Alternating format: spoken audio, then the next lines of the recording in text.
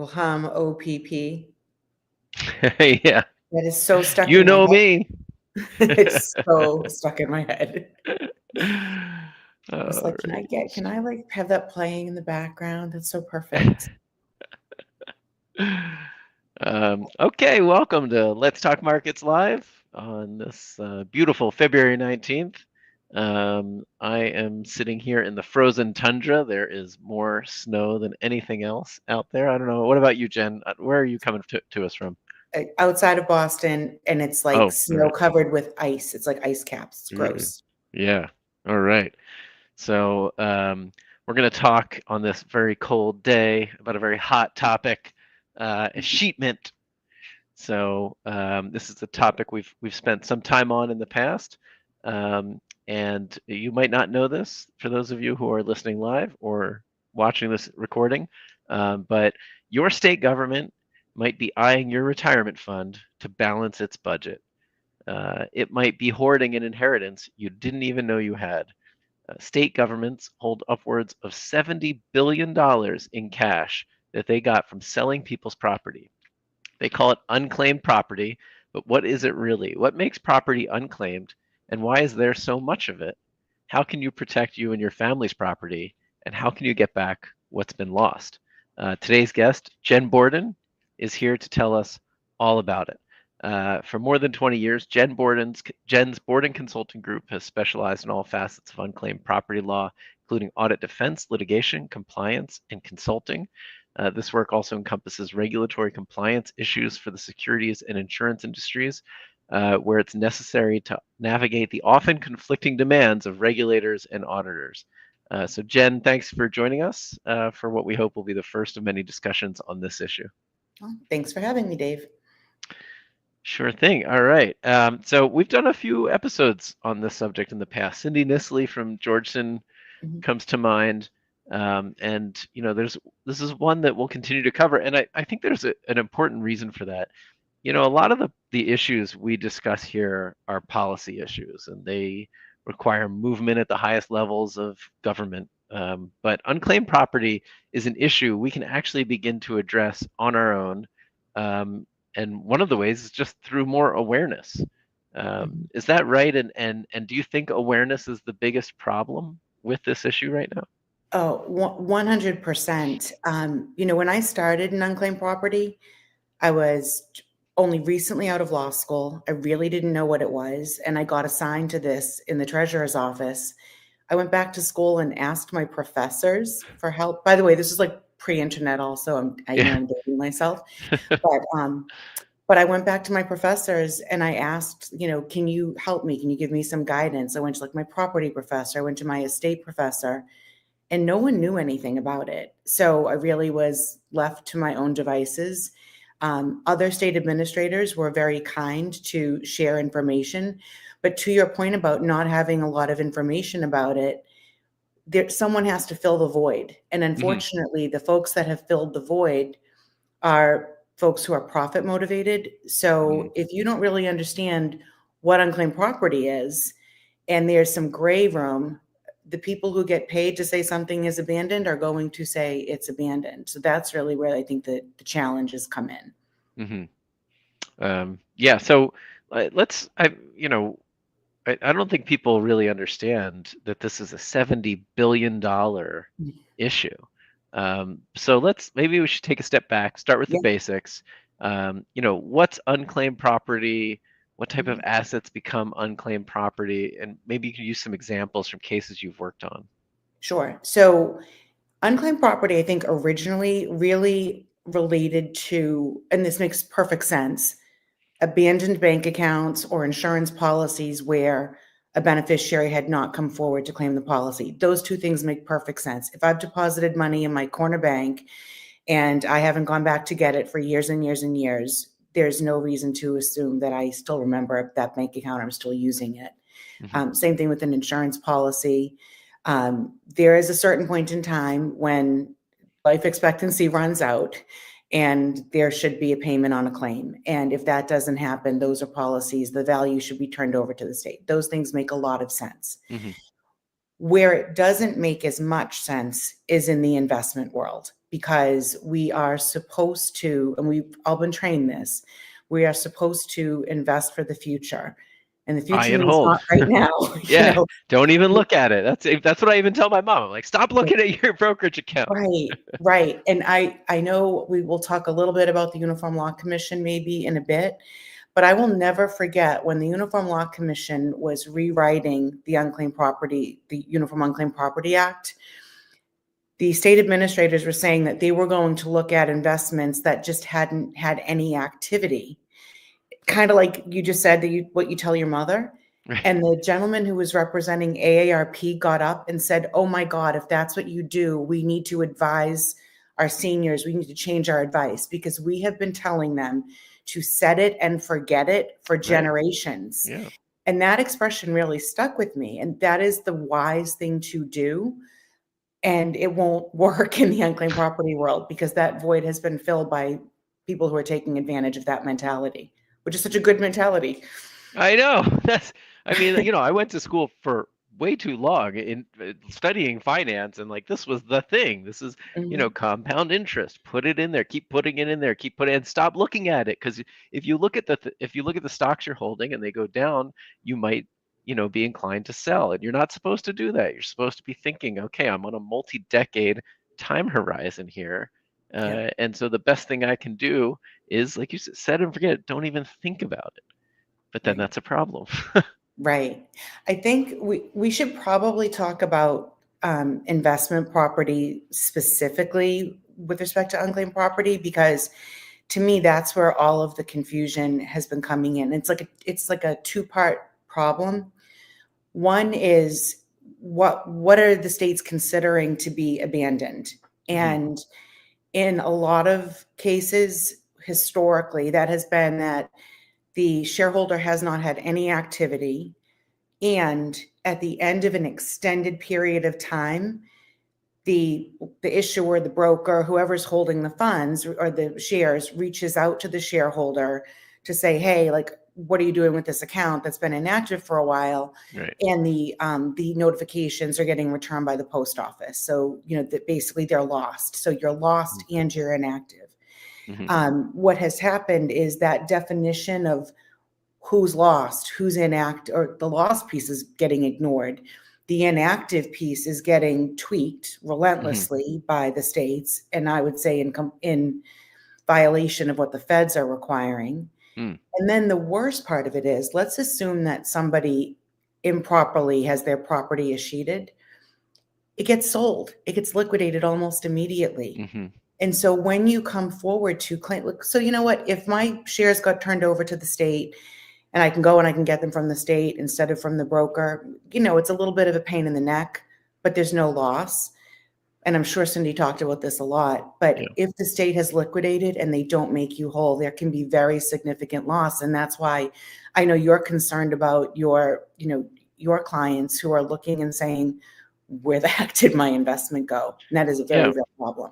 Yeah, it's been super interesting over the last few years as I've talked to and worked with retail investors, and individual investors who they have a lot of distrust of the current system from a brokerage perspective. That when you hold assets in a brokerage, there are all sorts of, especially a discount brokerage, but most of them, they first of all automatically put you into this status of OBO, objecting beneficial owner, where you are unknown Mm, to the company that you're investing in. There's no direct connection there. And you are really just holding an entitlement on a broker's books. And so a lot of people have said, I want to be directly registered on the ledger of these companies. I want to know my shares are held firm, they're not being lent out. I'm not potentially sacrificing voting rights or getting poor tax treatment on dividends. And so I want to be on the ledger at the transfer agent. And I want to make sure that I have that direct relationship. And that's something that at Irvin, we believe in so wholeheartedly, and in fact have sort of changed our entire business model to focus on disintermediating the relationship where you have constant middlemen in between investors and issuers.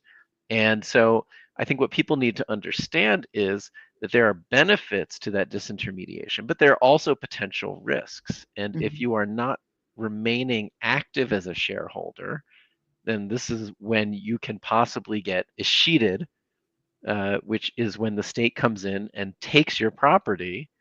And as you're saying, Jen, it's not something that you anymore where it's about being inactive for years and years and having moved and all of that. It can even, the way they're changing the laws, it can make people who are just sort of not paying attention for a year or two, which is good. Suddenly they are missing their shares when they go to check. Right. I think, can we go back one more step and I'll tell you the way securities get escheated? Absolutely. Yeah. And I think that might lend itself to a little bit of the federal discussion too. But in some states, it is you have a string of outstanding dividend checks that don't get cashed. And so that is looked at as being, an indicator that you have abandoned your investment. Mm-hmm. And in some states, it's that mailing to you has gotten returned by the post office. So that's how you have abandoned it. And then in some states, it's a combination. And there's problems with both situations. So what if it's an issuer who doesn't pay a dividend? Or what if you have your dividends enrolled in ACH and you're getting the checks deposited to your bank account of choice, and those deposits are being made successfully? What if you're in a drip? What if you're held by a broker and the broker is doing everything for you? So all of a sudden, in those instances, you just mentioned the laws are changing. What if the law doesn't change at all? It's just that the people interpreting the law say, you know what, that investor wasn't active enough. So I don't have any reason to believe that she's still aware of her investment. And so we'll just say that it's abandoned. Okay. I mean, now the broker, the transfer agent, the issuer, they will send out a due diligence letter that says, hey, Dave, are you still aware of this investment? And you're like, okay, I got this letter at my house. Obviously they know where I am. Obviously they know I Right. have this. So yeah, I don't have to do anything. Right. And lo and behold, like literally every litigation that's going on right now, the person will tell you that they did not receive their due diligence letter. Mm-hmm. More likely than not, they got a letter and they just ignored it because they were like, yeah, I don't need to do anything. So Mm-hmm. that's really where the risk comes in. And I think, with advances in technology and like even just post pandemic, so many folks are skipping the mail if they can, send my check. And by the way, there's a lot of fraud. So let's Right. not issue a lot of checks if we don't have to. Let's go the ACH route. Let's go the dividend reinvestment route. So you do all of these things to protect your asset, make it more convenient for you. And unfortunately, that gives some states the opportunity to say, you're not active, so you must have abandoned this property. It's really troubling. It sounds troubling, and it sounds, to a certain extent, especially the way you're describing it, there's a level of sort of arbitrariness to it, and then there's a lot of complexity because these rules are different state by state. Is that right? 100%. So if I'm living in a state that requires a string of outstanding dividend checks, and I put my divs onto ACH, and then I move to Massachusetts, say, Mm-hmm. and they say, oh, well, we don't look at the ACH as legitimate activity, so you're just escheatable now. I mean, it's crazy. So I've moved, same property, Yeah. same me, but all of a sudden it's escheatable because I moved state to state. And I really believe that's why we need a federal rule here. I mean, it just does not make any sense to me to have every jurisdiction doing something different. And do you have specific states that are better and worse at this? So I like the way that Massachusetts works. I like the way the statute is worded because the Massachusetts statute says you do not have any activity with the owner for a period of 3 years. And at the end of the 3 years, you do not know the location of the owner. So it's a two-prong test. California has a very similar statute, and I definitely want to talk about California a little more. So Okay. that to me makes a lot of sense. You're inactive and you're lost. The problem is that many states have decided that they are going to look at those two criteria in a vacuum. So they just say, if you haven't had any activity for 3 years, then then you're abandoned. And you have to prove you're not. And the way you prove you're not is you send out a due diligence letter. And if nobody responds to that due diligence letter, then you don't know where they were. Now is sheeted. Well, that doesn't make any sense because I shouldn't have to send my due diligence letter out until both prongs of the test have been met. Mm-hmm. And then where it becomes even more problematic is when the things that constitute activity start to get tweaked. So, for example, I vote what you mentioned, preserving your voting rights. Mm-hmm. What if it's not a dividend payer, but I'm voting my proxy every year? Mm-hmm. But Broadridge is doing the annual meetings, right? Yeah. But it's actually the issuer who's under audit. And so the auditors come in and say, well, yeah, but that activity, that's not reflected on your books and records. That's reflected on those other books and records over there. And so the fact that you've outsourced the annual meeting and the tabulations, No all way. of a sudden they're not marrying the two. That's really a big problem. And then on due diligence, like let's just say I move to get all my notifications via email and I'm getting my notifications and I think I'm good. If that doesn't get recorded, if I don't go in with a password and log in, then the fact that the mail that got mailed to my house didn't get returned is deemed to be irrelevant. And now I'm just a sheetable. Or my personal favorite, what if I have my securities are held at the transfer agent, they're held directly, but I have some additional shares that I'm holding at my broker. For whatever reason, I've done it that way. And by the way, case in point, I actually do that. Mm-hmm. I actually do too. Yeah. Okay, and it's people have different profiles, right? Yeah. How weird is it for the state to say that the shares that are held directly get the benefit of that lost, I'll call it the lost standard before they become a sheetable? Mm-hmm. But when I move them over into the brokerage account, they're no longer getting the securities treatment. They're just being treated as intangible property.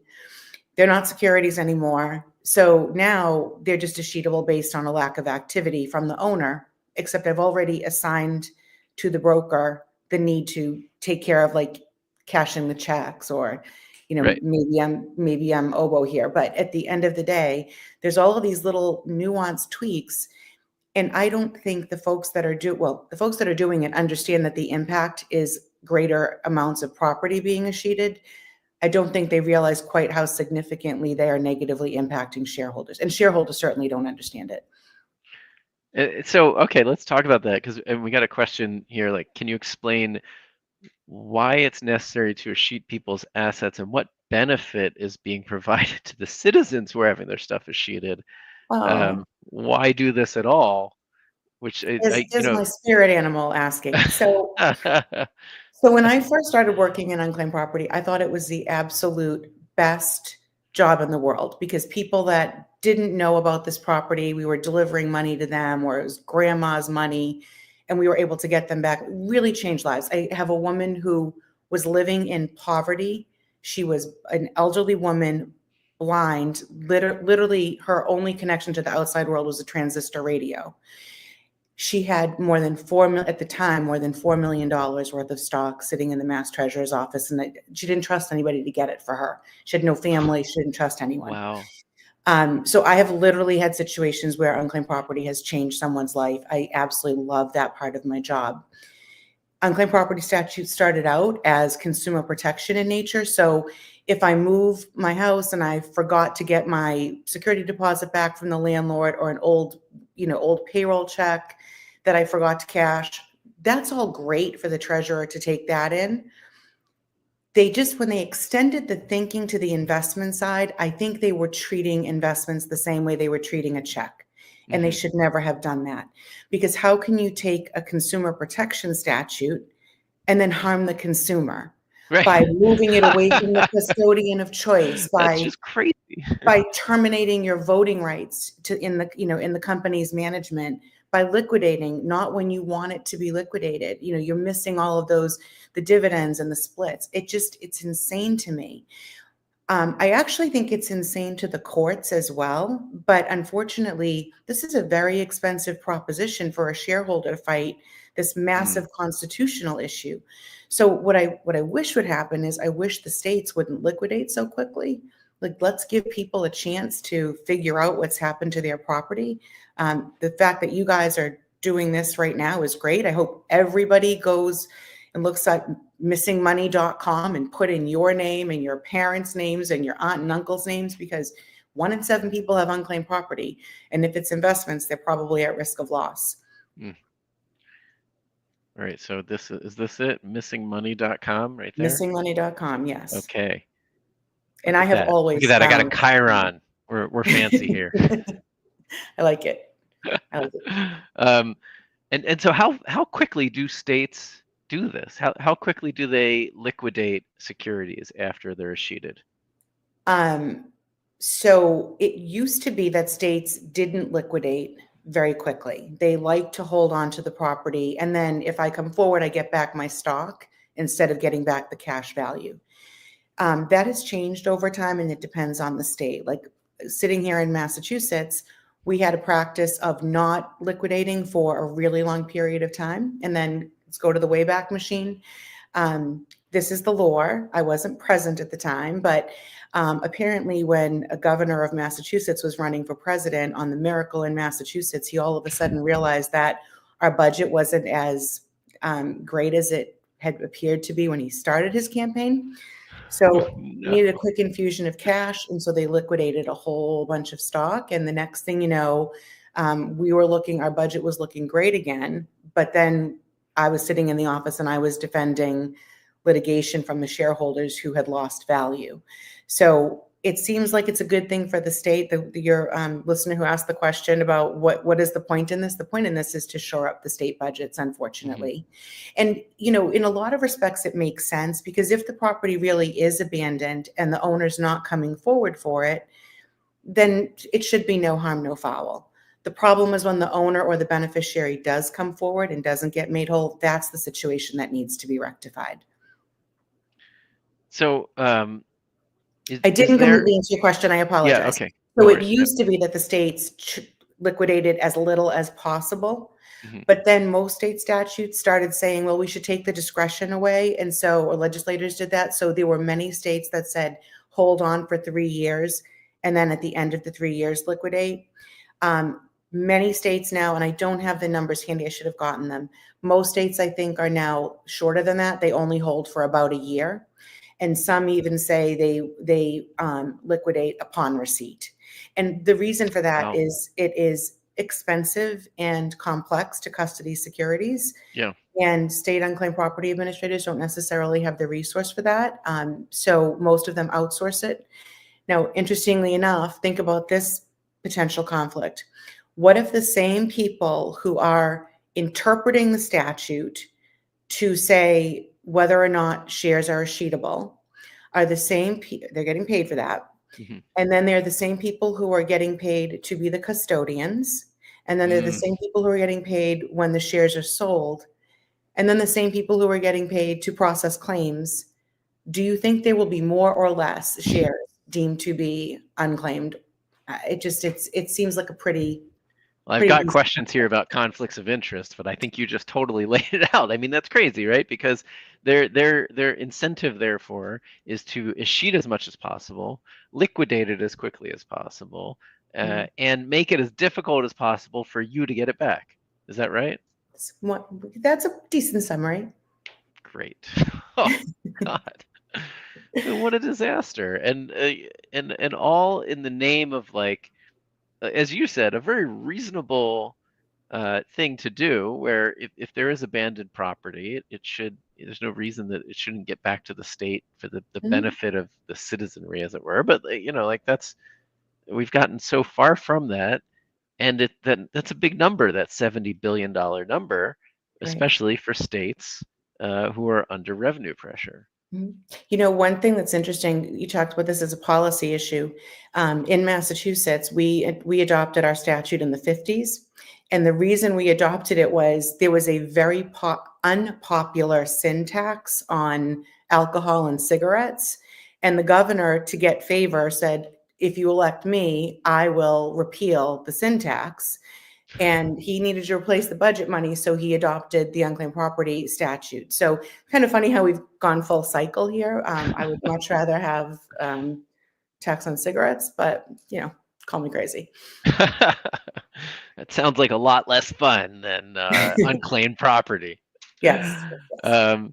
All right, and like as we've sort of touched upon, as I talked about, transfer agents are kind of at the center of all of this, especially in terms of the unclaimed securities, and there is a rule, right, that holds them responsible for locating lost security holders, which was adopted by the SEC in 1996. Yep. And is that still in effect? Is it working? So let's go back to why that rule was enacted. There was a congressman from Ohio who had some shares escheated, and he had difficulty getting them back. He's just a one-term congressman, but apparently he was so ticked off that he had missed some dividend checks and had a pain in the neck run around to get his property back, that he reached out to his friends at the SEC and he said, this doesn't make any sense. This should not have happened.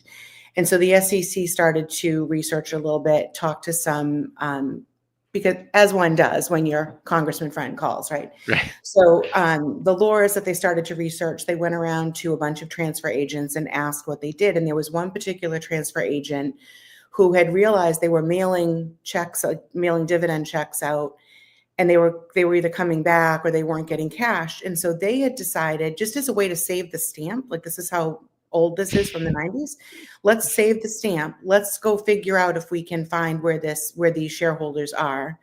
And then we'll basically be cutting down expenses. And they literally were going through like the old phone books, again, aging myself. So they would go through the phone books to find better addresses. And they were getting success locating like where the shareholders had moved. And so that's how 1780-17 came about. And then fast forward to Dodd-Frank, it was extended not just to transfer agents, but also to brokers, because more people are holding through brokers now. And the concept is that if you're getting mail sent to the address and it's getting returned by the post office, or you're sending out a check and it stays outstanding, let's do some outreach to the shareholder, make sure they are aware of their investment. And if you look at the introductory language of 1780-17, it says this is not supposed to preempt unclaimed property statutes, but it is supposed to protect the investor by preventing unclaimed property statutes. So the way I read that is, if you do a 1780-17 search and you don't have any success, you've done your best, report it to the state under the unclaimed property statute. Where the problem comes in, a couple of different spots, but where one big problem comes in is if a state says you should just escheat these shares to me based on a lack of activity. Well, if that shareholder is not coded as lost, then there will never have been a 1780-17 search performed. So the great federal protection that's there, that required outreach, will never happen because the rule will not have kicked in. And that is a very legitimate issue. Now let's couple that with, let's say I don't get mail. Let's say I do my proxy, I get the notification via email, I vote via email, I get my tax return electronically. Everything is done electronically. Well, now it looks like I'm inactive when you're looking at the mail standard. So it never kicks in. And maybe in this instance, maybe I wasn't voting and maybe I should have gotten a notification. That's why I love your platform, because it's like, one-stop shopping, that you can go and express your interest in all of your investments. Please, thank the good Lord. Yeah, I mean, for people who have been paying attention to what Irvin does or have listened to some of these conversations before, you might be aware, but others might not. The way that we have built the platform is that you can come onto it and you can authenticate into every brokerage and transfer agent that you own shares and that you're holding shares with. And therefore, when you log onto the platform, we're going to ping all of those, and we're going to register that as a login and as activity on all of those platforms. So it helps to avoid some of these issues that we're talking through today, and it's also, really efficiently and in a way that is much more natural, I think, to people these days, than having to deal with something. I have to say, the more I've gotten into the world of transfer agents, the more I've been shocked at the reliance, dependence, and costs of mail. Mhm. it's Right. it's and for issuers too, like, this is their main channel for communication with shareholders tends to be mail, and Mhm. that seems, for someone who did grow up without the internet, but who quickly, got onto the internet as someone, as a teenager, let's say. It still kind of blows my mind that we're still back in, like, the late 80s, early 90s on some of these issues, and not into this, millennium. You know, so one thing that I think the transfer agents have done really well to adjust for this is, let's say I have five different shares of five different issuers, and they're all with computer share. And I call Hmm. into computer share and I say, hey, can you update my address on, General Electric? Right. And then I will get a question, do you want to update your address on all of your other holdings? Mm, And then based yeah. on my social, they'll update the address on all five. Makes perfect sense. Yeah. When the contingent fee auditors come in and they look at that, they say, oh, well, wait a minute, that was an owner generated contact on issuers 2, 3, 4, and 5, because that was done by the system. But Hmm. it was done by the system with my instruction, Right. and they refuse to accept that. So I would bet as soon as they figure out what Irvin does, I could picture like changes to the statute to say, Jeez. not activity by an agent of the owner. I mean, it just Yeah. that's how relentless they have been about finding workarounds to all of the things that we've done to make sure that we're protecting our investments in a convenient way. Yeah. All right. So let's talk a little bit about that. I mean, your work has been dedicated to raising awareness, confronting some of these inconsistencies, removing obstacles that stand between, people and their property. Can you talk some about, like, let's talk about, you mentioned this before, the Uniform Law Commission, Mhm. which drafted these revised Uniform Unclaimed the revised Uniform Unclaimed Property Act from 2016. Like, what was that supposed to do, and what kind of impact has it had? So, we'll call it RUPA from here on out. How about that? Everyone knows the Uniform Law Commission because everyone knows the Uniform Commercial Code, but Yeah. they may not realize that the ULC writes a model act or a uniform act for virtually every legal issue Mm, that's out there. I didn't So they know that. don't. Yeah. Yeah, I didn't either, but there's like a model everything. It's actually kind of fascinating. Hmm. The way that it works is every state is allowed to appoint a certain number of pretty experienced attorneys to sit as their ULC commissioners, and then those commissioners are tasked with revising the laws. They look at them on a periodic basis. So the statutes don't get updated every year, but it makes sense. Like we have 50s, 60s, 80s, 81, then like 95. And then we went all the way to 2016 before we got before we got the RUPA. And the reason they had to do that was we had to account for developments in the law, changes in technology, and you really have to do it to keep pace. So when we did that, when the ULC did that, I was one of the securities industry observers that was allowed to assist, like trying to bring the operational perspective, because you can Mm. write a beautiful law and if it won't work Yeah. Right. operationally, what use was that? And so we were able to explain to the commissioners that if they just used inactivity as a standard, that people's investments would be lost. They understood that. So they came up with a combination of you have to be coded as lost. But if you aren't sending out mailing, then you don't have any activity, then you must do an outreach to get something affirmative back. Hmm. Another thing that they did in the RUPA that was fantastic is they said that you would not liquidate for once the state gets the property, they would not liquidate for 3 years. And oh, by the way, if they do liquidate after 3 years and the owner comes forward in years 4, 5, or 6, that the owner could be made whole. So they would Oh. either go to market and buy some shares, or if there was a dollar value that would, equate to all of the corporate actions, the dividends, any splits, et cetera, you would be made whole. Like that to me was a beautiful way to balance. The states need to take property in. They shouldn't have this, tedious process to custody it, but the owner will not be lost. Unfortunately, not a lot of states have adopted the RUPA yet. So the idea is that the ULC will draft a model law and then the states can go out and adopt it. The ones that have adopted it have tweaked it and they have not used the security standard. So that's really unfortunate, because there was a lot of work that went into making sure this law made sense. And it's just really disappointing when all that work is ignored, because each state's commissioner voted on that law and said, I'm here representing my state. I think this makes sense. And then they didn't get their own legislatures to pass it the way it was. And I will say there are some states that are very, very, I just want to, can I share a good state story? Let's hear a good story. Okay. Look, we have another good story. Matt just found $40. See, I told you that. Missingmoney.com. Look at that. We're helping you people on this stream live as we go. So Florida was a state where you would report the shares after they were coded as lost.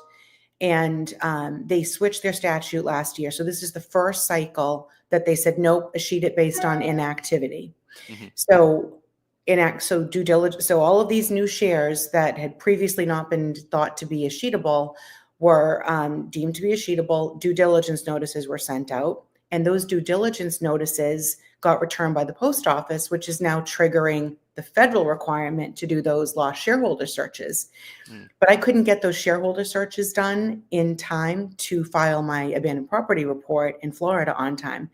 So with some colleagues, we reached out to Florida and explained the situation to them.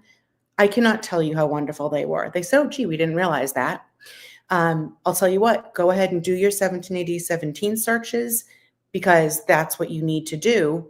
And if you aren't successful with finding finding better addresses and getting the shareholders to update their accounts, then just report them on the next report. And I already thought that was great, but then they put the cherry on top and they said, and by the way, we hope that you find everybody and you don't have to escheat them to us. I just thought that was wonderful, because that was what the abandoned property statutes are supposed to be. Right. If you contrast that with some of the other states, they'll say things like, too bad, so sad, like just get it over here now. And they're just going like this to the SEC, because they're just saying, just ignore that federal requirement. And you're in between, do I abide by the SEC rules? And if I don't find the shareholder, I turn it over to the state and I'm late and they assess interest and penalties against me.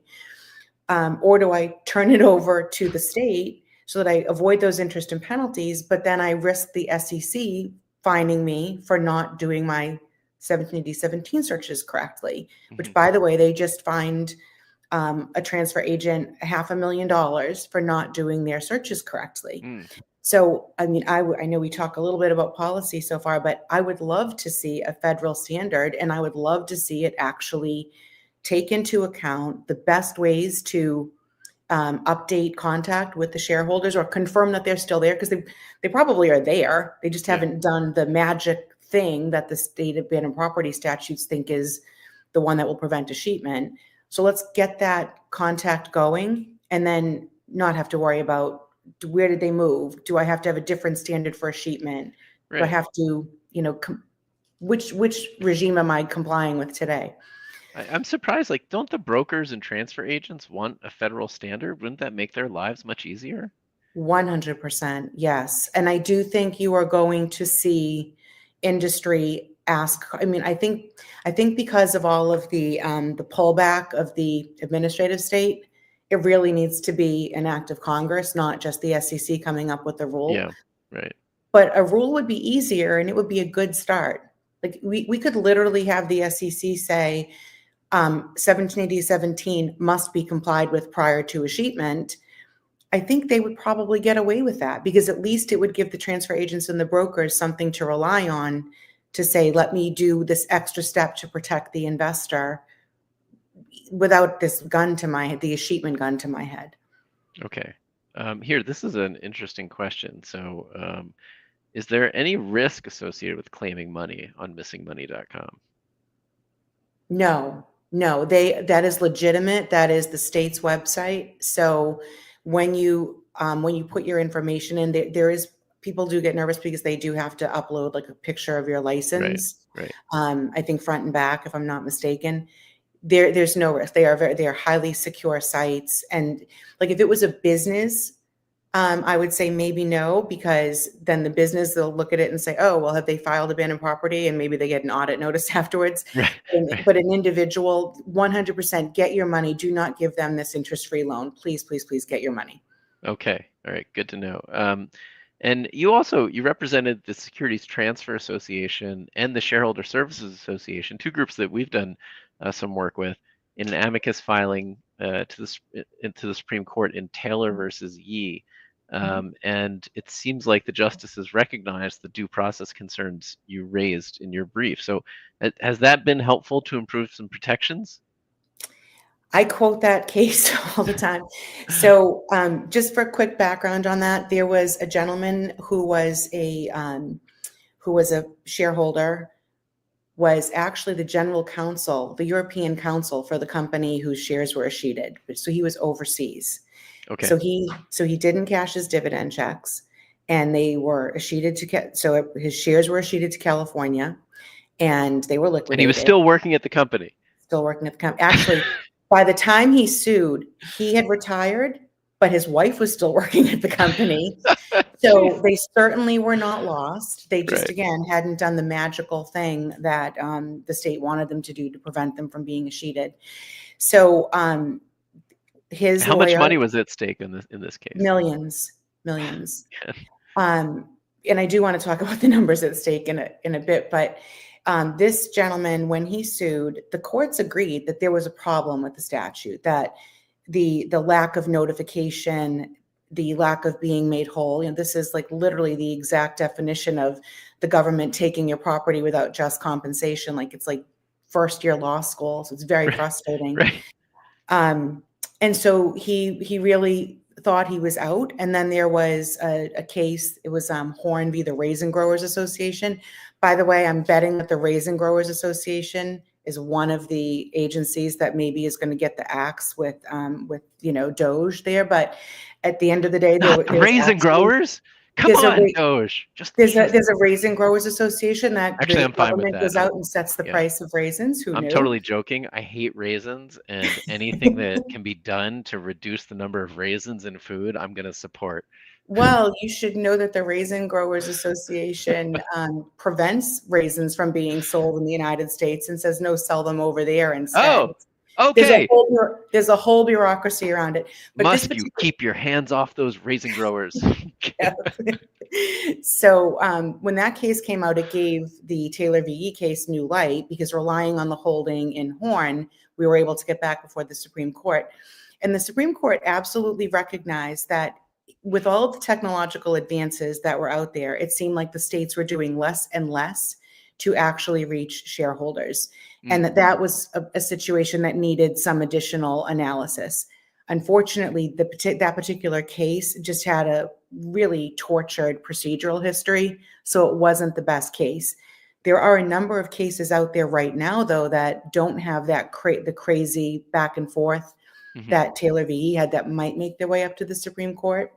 I have one case right now, and this is one that might be your folks might be interested in. This woman was working for a Fortune 10 company. A big part of her compensation was stock awards. Mhm. And every morning when she would go into work, she could look on her company portal and see how many shares she had, and what, with that day's stock price, what her account was worth.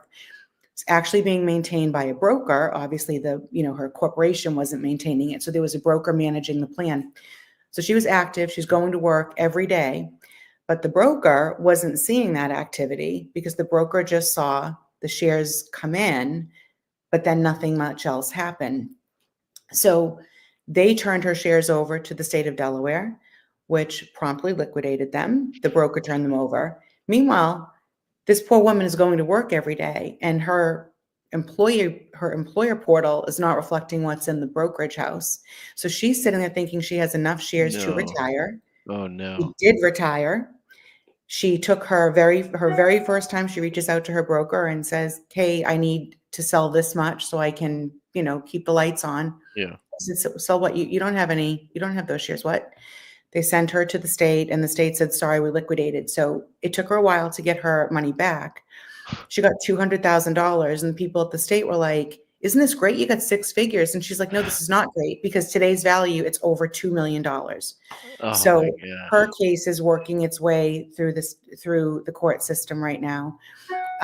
There are at least two others where the shareholders have had massive, massive, massive loss, and in a couple of these instances, it's heirs that are getting the property.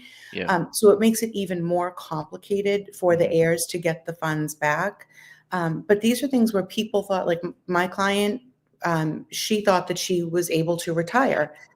Now she's trying to figure out, where can I unretire? How can I go back to work at this stage of my life?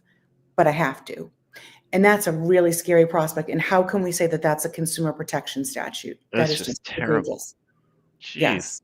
And I imagine a lot of what you have to deal with is related to these employee stock plans, right? Hmm. Because those are all shares that are accruing in that employee's name, mostly at a transfer agent or at a broker. It's probably not, your regular account that you ever think to check.